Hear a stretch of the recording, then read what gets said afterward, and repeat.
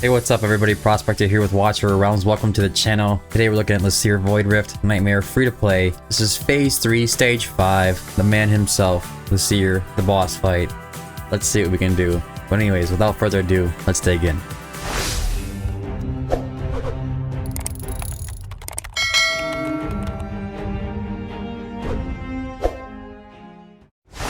Alright, so there he is. All purpley and gooey and so what do we all have to deal with here? Void Lord Laseer. He's gonna come up from the left side. If he gets too far out, he's just gonna start sniping all your heroes. So that's the first warning I'm gonna give you. High HP, really high attack. Void Whisper. Upon entering the battlefield, Laseer brings upon Void Whisper on all heroes on the battlefield, dealing damage to them per second and reducing their healing effect. Usually he's an anti-healer, so that kind of makes sense. Erosive Burst unleashes the ultra strong void energy, dealing massive damage to all heroes on the battlefield and reducing their attack. So he's gonna go just boom across the screen and everybody's gonna take a ton of damage, and then they're gonna be doing less damage against them. Void Torrent releases powerful void energy, dealing massive damage to one hero and inflicting anti-healing. They will show a little arrow above their head who's gonna be like, get this, and when they get it, they'll get anti-heal. We're gonna try to make them target somebody for that reason. I'll show you in a minute.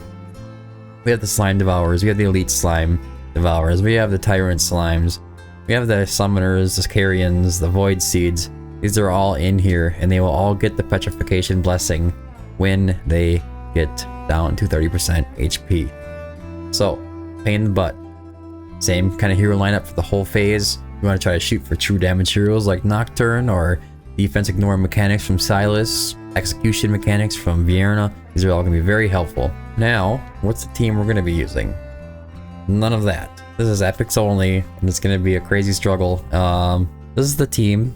We're running Isolde, Vortex, Dolores, running Hollow, and Wrath is the lord down here. Novros is pretty easy to obtain. Baron is very, very important for this comp, and so is Gluttony. Gluttony kind of eats up enemies. It's basically like an execution style hero. He can go right through the petrification bonus or buffs and just eat them up and they're gone. Baron is going to be able to take those anti-heals, and he's going to be able to go invulnerable. He has that unyielding ability, and it'd be hard for Laseer to take him down. He can also have like a really nice shield on him. Novros there is for added damage on the right side to try to take care of those summoners and help out Gluttony with whatever he can't handle. And Wrath is going to be the main DPS for the boss. Alright, let's go in and see what happens. And I'll try to do my best to explain what's all happening here. And for that reason, I'll just keep it on 2x for a little bit, and then I'll put it down to 1x. Just want to get... Gluttony's going to go right here, facing right. He's going to be doing most of the... handling most of the enemies coming in from this side. You can choose if you can figure out a better hero for the right side to take care of what's going on over here with the summoners. Go for it. I'm not against it. You want to use Hollow on Gluttony. That'll help keep him alive and help Psycho's ult more often. He'll eat him up. There he goes. Just ate him. Just gone. Just makes him disappear. That's what we want. We'll put Novros right here facing up. We're gonna go ahead and activate Hollow. As soon as these summoners come out, go ahead and hit Novros. It may not take him down, but he'll reduce their damage quite a bit, and it'll help. We place Wrath facing upwards right here. Dolores right next to him. He should be pretty safe. We're gonna face Vortex here, facing the left. I should be able to turn around and take care of that enemy. There you go. Things are happening on the left side. Help him out with Novros. Activate Hollow when you can. We're gonna go ahead and put Baron right here. And let these guys do their job over here. The idea is not to have to worry about this too much, so we can focus over here, and then we get done focusing over here, we can get back to focusing on the rest of the map.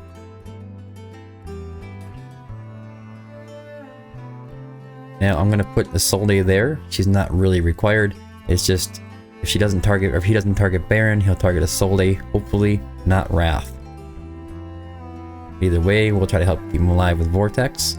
There you go, he's targeted Isolde. I'm going to try to keep her alive. See what happens.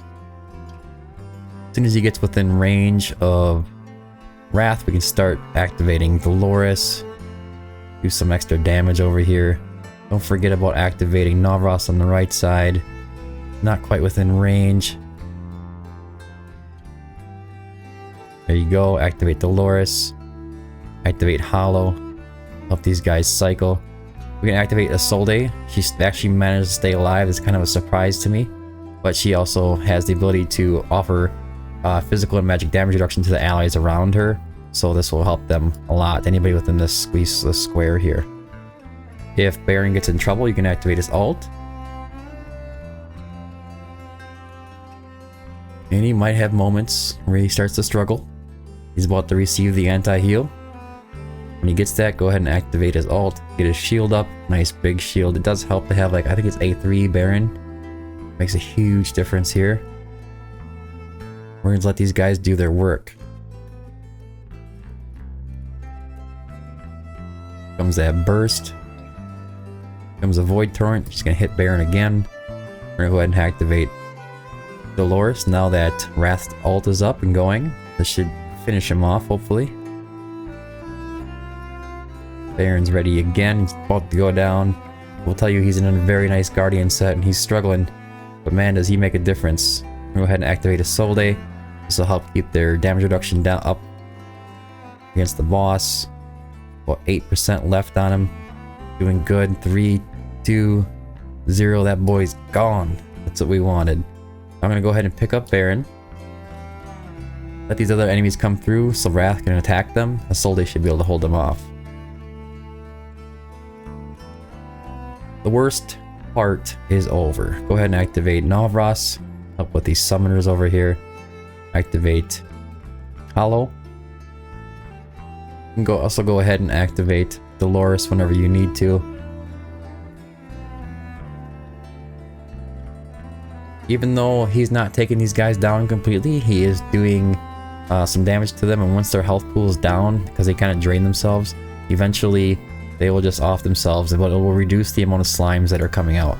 Believe me, it will help. Now on this side, it's going to be a little crazy. Wrath is going to have to really do a ton of damage over here. Some of these guys might combine. But Wrath is a beast. Don't forget that.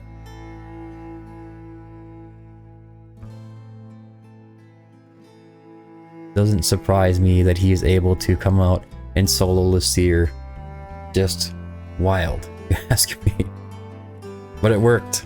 It worked, and here we are, just picking up the loose ends here. I'm gonna go ahead and place Baron back here, just in case something bad happens. I don't think it is going to, but nice to have the backup there. We're gonna activate Dolores, help take care of these last few stragglers that are over here. Now you can see, Gluttony's gonna do some work on this side. He's just gonna eat that guy up. He's gone like magic. Go ahead and activate Navras again. He'll be reducing these guys' health. So they summon less creatures, if you want to call them. Go ahead and activate Hollow. Get the ults going. Remember, if you're running trouble over here, you can activate Isolde's ultimate. Damage reduction is very nice. I will go over these builds. Wrath is pretty high HP. I want to say, like, well, a little bit of emphasis on HP. The rest of these heroes, like Isolde is in a pure Guardian set, really nice. Same thing with Baron with Rage Regen on it as well. Dolores is in a really nice Invig set. Here they come, they keep coming. I'm going to activate Dolores just to help Wrath out. We're going to be facing some premium slimes coming down here. I really hate those buggers. Especially if they get to that, like, Tyrant mode.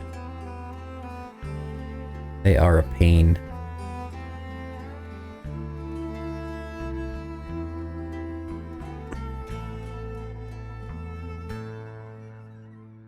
Fortunately, Wrath has to do a ton of work on this stage. I'm going to go ahead and put it on 2x. It's just going to be the same kind of thing for the rest of the fight. Wrath running around back and forth until he's gone. There you go. All epics, free to play, heavy intense gear, but We win! Yeah. regardless, Wrath at 18 million, Navras at 7.7, and he gets all the damage from whatever he eats, so Gluttony's coming in at 3.5. The rest of these guys are just support and utility. Now, for me to explain the gear, I'll show you in just a minute. As soon as Laseer's death video is gone, goodbye, buddy. By the way, if you followed along at this point, you made it through, congratulations. I know that Laseer can be a real pain. First thing I'm going to show you is Wrath, because he's very important. He is in a Wailing Skull. That's going to help you do a lot of that damage. You could probably get away with not using it, but I would say it's ideal that you do use a Wailing Skull. You could use his exclusive artifact, Flaming Pauldrons, which increases damage to elites and bosses by 15%, but it reduces the amount of time that he's in his alt form, which means he doesn't get as much healing, but it's up to you if you want to try using that. The other option is the Lunacy Visor, which we have on Gluttony right now, which isn't really required either. But, onto the gear. What you're going to be looking for is something pretty specific. Now I have him in 1 crit damage and 2 attack percentage pieces. Wrath is a special case where his attack is nice and high at base stats for 4870. I'm able to get him up to 17.5k attack and 355 crit damage by running him in 1 crit damage piece on the right side. Besides the fact that I needed to try to find that HP bonus substat on here as well on at least 2 of these items. You get his HP a little higher so he doesn't just get one shot. The rest of the pieces are going to be attack bonus, attack speed, crit rate, crit damage. If you can get HP, flat HP, or HP bonus down here, that's perfect. Same thing here, like just like this, attack bonus, attack speed, crit rate, crit damage, flat HP, take what we can get. Left side's gonna be Warlord or Calamity, looking for crit rate, crit damage, attack bonus, HP bonus, or flat HP will work. And on the breastplate, you can't get flat HP, so you have to get HP bonus, which this piece is not super ideal because these low main stats here, but that's okay. It was able to get us by. He is coming in at 43.5k attack or HP, 17.5k attack, crit capped, of course, at 350 crit damage. One of these pieces you could drop the crit rate, because he does have a bonus crit rate of 15%, so you can shoot that up to 121. And like for example here, I could just completely drop the crit rate off of the weapon here, so keep that in mind with Wrath. Kind of nice to build that way. Now Rosset and Soul 1 Arcana set, triple attack percentage. We're looking for something like that, crit rate, crit damage. Attack speed is like your 3rd priority substat. Flat attack if you can get it. Warlord set on the left side, crit rate, crit damage, attack bonus. HP helps if you can get it. 17k attack, it's really nice. 320 crit damage. You could see he was struggling to take care of things over there. You could try to use something like a Maul or whoever really, any epic or legendary you would want to use. Comet is going to take care of it probably the best, or Boreas is another good option. Now, as for Gluttony, you can run him in a Asclepius set, you can run him in a Guardian set. Guardian set works really well. You don't have to have him crit capped, you just need to have really nice high HP. Defensively, he needs to just be able to survive. If you can get some rage regen in there, that's even better, but this gear is not super great for him. I was trying to do a crit rate, crit damage kind of build, and it works for me for the most part. But you HP bonus on all 3 pieces to get his HP really high, because HP is king as far as survivability goes. Attack speed, rage regen, defense bonus would be nice for substats. On the left side, you're gonna look for either a Mortal Warrior or a Life Force will work. Priority with HP and defense bonus as priority substats. As far as the artifact goes, I want the Lunacy Visor. It doesn't really matter what you go with. It is what it is. You can go with a key, the Forsaken, or you can go with where is that little tail thing here? Talisman of Resolve, whatever, you know, whatever you can use to get his HP really high. I like to just make sure he has a level 25 artifact down if I can, because it does boost his HP considerably. As for Dolores, getting onto the healer, she's in an EPICS set. Nothing too crazy on the HP. She's at 22.9. No, it's pretty nice. I would say you probably want to shoot right around there, 20 plus HP, or 20 plus K HP for sure. She's sitting at 14k attack. Doesn't have to be that high. As you can see, we had plenty of time to be able to handle that with Baron over there. It really depends on how long you can hold off Laseer without dying. In big set, Calamity on the left side. You're looking for triple attack bonus on the right side with flat attack. A little bit of rage regen wouldn't hurt. On the left side, look for attack percentage bonus as the main priority. It doesn't matter about anything else, but try to pick up some HP for the Laseer Void Rift if you can. Same thing with the breastplate. Going with Golden Scarab, King Wisdom works just fine as well if you want to use that instead. As for Hollow, she's in a Euphoric Orb. This helps with the attack speed. That kind of speeds up her allies around her. Invig set, same kind of gear, really fast. 12.9k attack, 24 HP, 1.4 attack interval. Rage regen is really high at 101, and healing effect is sitting at 85. This isn't the perfect kind of build for Hollow or anything. It's just if you're really struggling, switch this out for an HP bonus. She doesn't need that much healing to keep those guys alive over there. As for Vortex, Asclepius set, we're looking at HP percentage, attack speed, and I think this is a rage regen. Nope, HP bonus, just enough to big heals. You want to be big heals and nice and fast. So 1.4 attack interval, and healing effects at 140, rage regen at 77. Really nice build for Vortex. 35.6k HP. On the left side is Salvation. Priority would be attack speed, rage regen, healing effect, HP percentage. I have not gotten lucky on Salvation gear, and I don't have any HP percentage pieces for either the weapon or the breastplate. It's kind of crazy to think about it. He's sitting in a maxed out Taz Balm. Whatever you can get to get his healing effect and his HP as high as you can go. As for the defenders, we're looking at Baron. He's going to be in my priority set because he's going to be the main tank, taking on Laseer, and nothing's more important than that. He's going to be looking for HP percentage on the right side in Guardian set, flat HP, flat defense, rage regen, pump up those base HP and defense stats as high as you can. Pick up rage regen when you can as well. On all three pieces on the left side, something like this is perfect. HP percentage, flat HP, defense percentage, flat defense. That's the priority. Same thing here. HP bonus, defense bonus, flat defense. You can't get flat HP because it comes from the breastplate. Total stats coming in really high. 99.1k HP, 7369 defense. Attack speed kind of matters. It doesn't really, but you can get a little bit on there. It's fine. Rage regen at 50%, and that's how I was able to cycle that ult and get that shield back up as soon as possible. The reason you want to build the HP so high on these defenders, I want to say all three of them actually, or all these defenders that have this, where is it? Cast a shield that can absorb damage equal to 100% of the max HP for 10 seconds. When the shield disappears or gets broken, deals AoE damage 1 time. So any of these defenders that have any kind of like HP shield going on, you want to build their HP as high as you can.